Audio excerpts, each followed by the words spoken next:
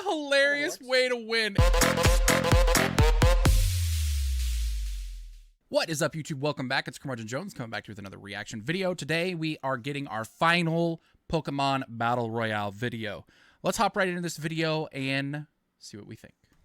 What if every non-legendary and non-mythic Pokemon were dropped onto an island in a Battle Royale, Fortnite style? Who would win? Now, I don't know. Also Tell to me. Make it just a bit more scientifically accurate than Pokemon tends to be, and take everything the Pokedex says literally. After all, it's the Pokemon encyclopedia of the Pokemon world, so being Pokedex accurate is essentially the same thing as being scientifically accurate. It's not like the Pokedex was written by kids or anything. And that is exactly the question we asked. We, as in myself, as well as Terminal Montage, who made this amazing animation that we're going to be analyzing today. So, if you haven't seen this, click here to check it out. It's basically a hilarious... My reaction to it will be in the description or in probably the cards as well. So, if you want to check out my reaction before I react to the Explain, go do that. Let's get into explaining it all, bit by bit. What Pokedex entries and facts inspired each individual scene? So the first thing we figured out when starting this whole project was which Pokemon would actually survive until the end. Seems odd to start with the end, but that's what we did. After all, there are like 8 million Pokemon. So we figured out the ones 900 and so, likely to win, and I think. worked our way sort of backwards. Basically, all of the fighting you see before the massive purple explosion is to make the video more interesting and hilarious. Meaning, of course, all the Pokemon who survived it are the ones that actually have a high chance of winning. All depending on other circumstances. But let's go ahead and cover this from the beginning, now that that's explained and out of the way. So the first interesting Pokedex tidbit is with Absol, which has the ability to foretell the coming of disasters with its horn. So of course, it's here, freaking out about the soon-to-be battle to the death of itself, and all the Pokemon around it. We then see it get hit by Machamp and flung off the island, followed by It's really hard to balance this audio. So hands down, all 4 of them, Machamp is one of the most overpowered Pokemon in existence. Not only is it stated to have mastered every fighting style, but it can punch any victim clear across the horizon, according to the Pokedex. It's a shame it's not that strong in the game. For an average 6-foot person, the horizon is about 3 miles away. Though, of course, the higher up you go, the further you can see. But this means that Machamp can launch things past that. And that's just the minimum horizon. And that's not even all. On top of this insane strength, it can punch 500 times a second! What? No wonder it's so strong and has so much force behind its punches. To be that fast already implies a ridiculous amount of strength and an insane amount of G's being applied from the sheer speed alone, let alone the strength that's behind it. So obviously Machamp's kill-to-death ratio is insane. Yep. And of course, any Pokemon as it should be, witnessing the sheer power of a Machamp with a literal Pokedex, it'd be intimidated, clearly. Especially a poor little Pokemon like Magikarp. So this Magikarp, of course, gets scared and leaps incredibly high. People often make fun of Magikarp, as it's garbage. But according to the Pokedex, they can actually leap over mountains. What the heck? Though it doesn't specify any specific mountain.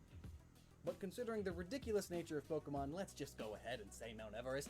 That means Magikarp can leap at least 29,000 feet into the air. Which is ridiculous. Then, in the next scene, we see Wailord, the biggest Pokemon there is. And fun fact, if Wailord were real, it would be the 6th largest animal to walk or swim the earth. It's a blue whale, after all. But get this, according to the Pokedex, it is 47 feet long and weighs 877 pounds. Now, I'll spare you the mathematical details, I'll have a video all about those here later, but we figured out the volume and the density of a Wailord, and long story short, it's not only impossible to submerge a Wailord, but it's lighter than air. It's a big blimp. Yep. And would rise up and up and up in a scientifically accurate world, all the way up to the higher atmosphere, which is probably out of bounds, disqualifying it. Not that its disqualification matters, though, because it gets taken out by what is, hands down, very likely to be the most overpowered electric-type Pokemon there is. The Pokedex states, that Electivire can send 20,000 volts of electricity into its 20,000. foes, though that information is completely meaningless. Volts don't really measure power so much. It's complicated, but I did do this video explaining all of the complexities of Electivire. But basically, the number sounds high, but without the watts or amps, it could be anywhere from actually insanely catastrophic to... Ow, that hurt a little bit. Huh. But then, Didn't know that. another Pokedex entry clears some things up. It states that a single Electivire can provide enough electricity for all of the buildings in a big city for a year. Jeez. God. What? It's... So how big is a big city? It probably doesn't mean Tokyo, a mega metropolis. Maybe not even like New York City, or maybe not even like San Francisco or Seattle. If you ask me, a Pacific Northwest pride jerk like the rest of all of us here, I feel like Portland, Oregon would be a good minimum city to look at. It's the biggest city in Oregon, and definitely a big city, but not a huge one. So Portland, Oregon uses about 12,000 kilowatt hours a year, or 38.8 a day. I'll spare you the complicated details, but again, they're here. But this basically means that Electivire is a small lightning storm, as one lightning bolt can contain 1,400 kilowatt That's hours nuts, of dude. electricity. But Electivire can choose where the lightning goes, giving it insane power. And summoning that much power in one place would only attract a real lightning storm to occur, of which Electivire can... So he goes Super control. Saiyan and creates a thunderstorm. Note, again, this is on the very, very low end. If you go to the opposite extreme of a big city like Tokyo, which is a traditional big city for those living in Japan, like Pokemon's developers, we're now looking at, instead of 12,000, 14 billion. So, that's the range we're dealing with here. Holy Electivire is moly! insane. If Portland, Oregon, a small That's big nuts. city, is a small lightning storm, just try to guess what Tokyo is. So if Electivire got mad, Literally like the apocalypse level of thunderstorm. could also get an insane KD just by summoning a lightning storm of insane power and basically taking out every water type in the nearby sea and all of the flying types in the air. True. And that's what it does. God. Just think of the smell. Ugh. Now just imagine being a being with a nose 100 million times better than that of a human. Oh, geez. No thanks. That's Slurpuff for you. For context, dogs have 300 million scent receptors in their noses, while humans only have 6 million. But Slurpuff's difference. Pokemon are insane Yep. and stupid. This Yep. would mean that Slurpuff has around 600 trillion scent receptors compared to humans' 6 million. That's wild. You can literally smell everything. No wonder that it dies upon just smelling Gardevoir melting into mud. Both smell so bad that they can cause faint. I love that Pokemon Let's Go Pikachu is in the Gardevoir. This is what we think of those games. No, that muck is the natural enemy to Gardevoir, so that's why it's attacked. It also states that muck is so toxic that a single touch is all it takes to kill plants instantly, and the path it walks becomes barren of plant life for 3 years. Good Also grief. notice Spoink here stops bouncing and dies. Apparently this is accurate to the Pokedex because It is. this creature, if it ever stops bouncing, dies. Yep, I knew Also, that one. Alakazam just blows the minds of the Hitmons. Brain over brawn to the max. Now then, few Ice-type Pokemon can match the insane freezing power of a Glalie, which, as the Pokedex explains, can instantly freeze moisture in the atmosphere, and that it uses that power to freeze its foes solid. To do this in a reasonable amount of time, you would need some intense wind chill at less than 879, negative 879 degrees Fahrenheit, which Jeez. is other temperatures, but you know, America to the end. And of course, anything organic upon becoming frozen solid becomes brittle, hence Squirtle and Muck shattering. Here's a fun one. According to the Pokedex, when Igglybuff starts bouncing, nothing can stop it. It's impossible. Imagine such an existence, just constantly cowering in fear of whatever bounces you. Always trying to avoid everything that moves, because if they happen to bump into you, your life is over. Also, this satellite falls into Metang, who doesn't even care, because according to the Pokedex, Metang can withstand a jet crashing into it and not even get a scratch. Holy butts. Uh-huh. Tanky. Also, how do they know that? Metang is tanky. Also, A jet fell on one time. Nose pads because they love magnetism. It gets them off. Did you know that anyone who grabs the hilt of a Honage will have their soul removed from their body? Now you do. Yeah. Also, No, I Delibird do. is actually its tail. I did not know that. Gross. Chestnut, with its shielded arms, can withstand bombs. And I want to know who tested that out. But interestingly, Turtonator's turds are also explosive, like a landmine, but no amount of shielded arms or back could protect you from a Blastoise cannon, which can pierce right through concrete walls and thick sheets of steel, making them like the water jets. Gotta love Blastoise. Which are typically Blastoise supremacy for life. 1,000 PSI. Blastoise gang. Insane, and very capable of destroying a building at any given time. But did you know that apparently Charizard's fire breath, according to the Pokedex, is hot enough to melt literally anything? That's what it says. Even Blastoise would be no match for flames of that temperature. So here's a fun duel. Infernape, Samurott, and Decidueye. 3 of the most skilled starter Pokemon there are. Decidueye is accurate enough to pierce a pebble over 100 yards away with its arrows, and it's cool enough to actually pull off dabbing. That's basically what archery is. It's dabbing before you kill someone, you know? Also, Decidueye can knock True. and fire an arrow in 1/10 of a second. So its battles are decided in the blink of an eye. So clearly it's the victor in this duel, right? No. As it's dueling against the wrong Pokemon, Samurott can draw, attack, and sheathe its swords in less than a blink of an eye as well. So it's just as fast. Also, Infernape has insane agility and martial arts skills using every limb. According to the Pokedex, no Pokemon can match its quickness, meaning it's also quicker than Samurott and wins that duel as well. So Tyranitar is insane and could very easily win this Battle Royale given the right circumstances. After all, according to the Pokedex, it just knocks over mountains and it just can't be harmed by any sort of attack. Just no pain. Its armor is good enough so that no damage can happen to it whatsoever. But that doesn't mean it can't be launched far away off the island. Thus True. disqualified.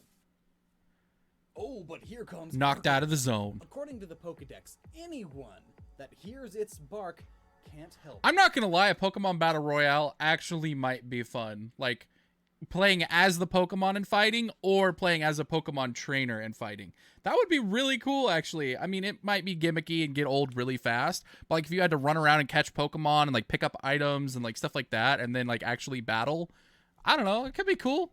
I think there's a cool concept there, maybe. But grovel at it. Bork, attack. Biff, attack. It's quite the winning strategy. But sound can't travel past a black hole, and Gardevoir can make those, apparently. It just unleashes its psychokinetic energy at full power, and just twists some dimensions, and boom, black holes everywhere. Oh god. We've got a video detailing all of that science coming soon. Also, if Esper's ears ever open, it creates a massive explosion of psychic power, so that happens. But black holes don't matter to a ghost like Dusclops, whose inner body is said to be hollow and like a black hole. It can suck things up and they never, ever, ever come out. And Yikes! upon eating all of the black holy mass, it would get bigger, so that happens. Oranguru is a very smart Pokemon. It even knows how to throw Pokeballs and give Pokemon commands. So it does just that. It helps out a Pokeball that didn't open. Out pops Magcargo. Now, the reason we had Maccargo saved for later was to add all of the extra fun stuff we've already covered, because the first question at the very beginning of this was, of course, which Pokemon could actually survive the Maccargo explosion, since those would be the only ones with any chance to win it all. So here's a scientific bit. Magcargo is said to be 18,000 degrees, nearly twice as hot as the surface of the sun, which is insane, but not as crazy as many people think it is. We did a video, I keep pointing the wrong direction, we did a video here that explains all of this in more detail, but basically, because of the way thermodynamics actually works, and taking into account the Pokedex listing of Magcargo's height and weight, it wouldn't actually be all that bad to be relatively close to you. But you would get burns and cook alive if you were standing like right next to it, but 100 feet, you'd be fine. Huh. Just kind of uncomfortable.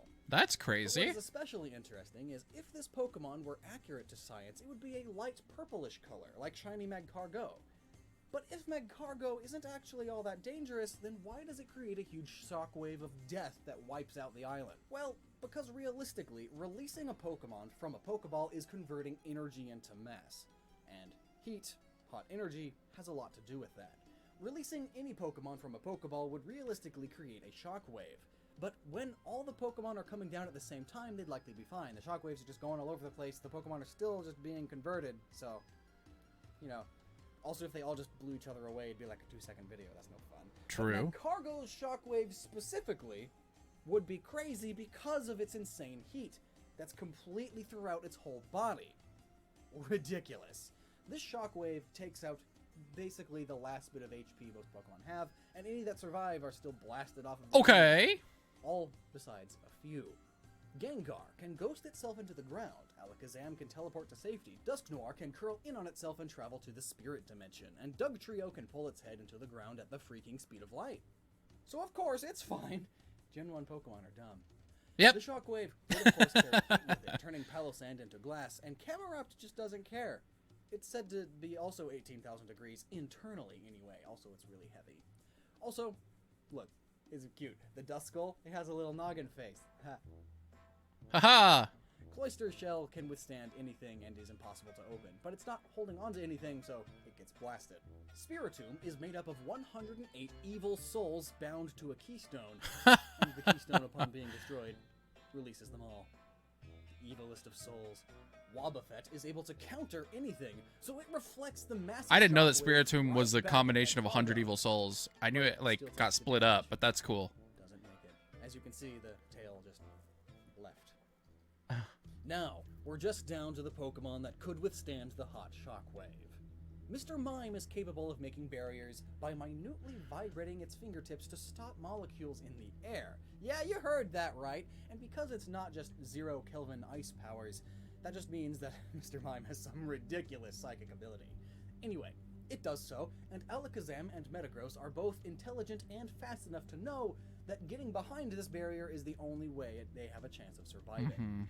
Bronzong is heat-proof and heavy, and now Camerupt is ready to show its true power, showering hot magma out of a volcano, nearly as hot as Magcargo. But having just survived a big hot blast, the other Pokemon are having none of that and gang up on it. Now, it's the Ghost's turn. Gengar and Dusknoir, the ghostliest of the ghosts. They begin to consume the remains of the psychic-type Pokemon. The intelligent Alakazam knows The it faces has that no Alakazam chance and of Mr. Mime are to making. retreat, so it goes to meditate in the sky. Mr. Mime's barrier doesn't matter to a ghost like Gengar, Yep. which just consumes souls willy-nilly, lurking in the shadows and causing its victims to shake. But Gengar is also poison-type, weak to ground, and Dugtrio comes in, popping out of the ground at the speed of light, which is all it takes to really defeat Gengar. Dusknoir True. then finishes them off and takes them to the spirit realm inside of its body, much like a previous evolution of it. It's just filled with a void. Death to all. Terrifying. More is insane. But none of this matters, as Magikarp is now falling back down from its crazy leap. I earlier. forgot about Magikarp. Taking out Alakazam and Dusknoir. Because after all, a fall from that sort of height would be landing at 400 Gs of force. Yup. And typically it only takes maybe 60 Gs to kill a person, so... Death by Magikarp. And then, Death by Magikarp again. Oh wait, it's Ditto. Ditto may have won this particular instance of our Pokemon Fortnite Battle Royale keyword buzzword, but like any simulation, Keyword there are bound to buzzword. be several scenarios and combinations of things that lead to different Pokemon winning. After all, if Machamp gets defeated before punching Tyranitar away, Tyranitar then has an insane chance at victory, being completely immune to attack and all. I was thinking, well, maybe it just means physical attack, so you could attack it with, like, psychic moves, but no, it's dark type, it's immune to psychic. Egad. The only other thing I could see defeating a Tyranitar would be a flying type Pokemon just carrying it away, dropping it into the ocean, and drowning it. That's about it. Gengar True. and Dusknoir are the ultimate Ghost-type Pokemon, which are already at a huge advantage as they are completely devoid of science. And given the right circumstances, Alakazam has an insanely high chance of victory as well. It's capable of outsmarting the rest. But in this particular simulation we decided to show, Ditto won.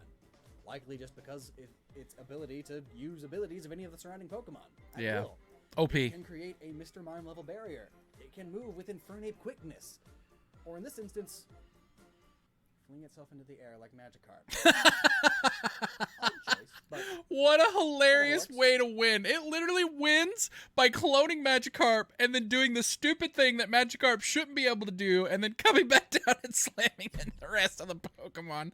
Oh, that's so dumb. What a dumb way to win, but I love it. It's funny. Good memes. Hey, thanks for watching, guys. If you enjoyed me reacting to the Pokemon Battle Royale Explained, make sure you watch me react to the Pokemon Battle Royale here. And if you want to see more of my Pokemon Battle Royale reactions, make sure to click on this video here. And please subscribe to the channel. Thanks for watching, guys. Peace.